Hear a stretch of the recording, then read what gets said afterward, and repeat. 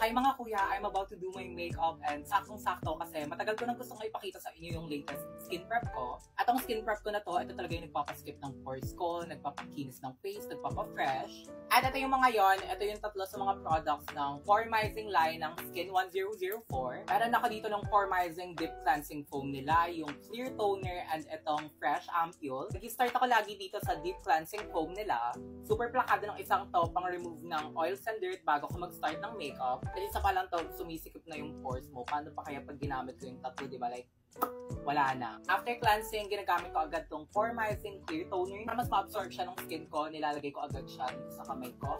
And ina-apply ko siya dyan sa buong mukha ko. And tap lang hanggang sa matuyo. After toner, ito namang Fresh Ampule nila. And girl, tingnan nyo, super ganda niya tingnan. Like, color pink. Lagi ko minimake sure na hindi natatouch ng ampule yung face ko para hindi mag-transfer yung dubi-dubi sa mukha ko. Ayan, mga 3 drops lang okay na and kinakalat ko na siya all over my face. And pansinin nyo na walang redness na lumalabas sa mukha ko kasi super gentle lang talaga ng skincare products na to. And tingnan nyo kung paano nila nagpag-glow yung skin ko, di ba? Wala pang moisturizer yan, pero ang glowing na tingnan. And ayun lang naman talaga yung gusto ko. Ayoko pumuti. Gusto ko mag-glow lang talaga yung skin ko. After ko gamitin yung tatlong product na to, nilalagay ko lang yung usual moisturizer ko and ayun na, magme-makeup na ako. And mga ate, this is the final look, di ba? Plakado yung makeup, plakado yung base, plakado yung pores, hindi halata. Iba talaga nagagawa kapag maganda yung skin prep na ginamit mo. And thankful talaga ako dito sa mga mga products na to from Skin 1004, like legit. Wow.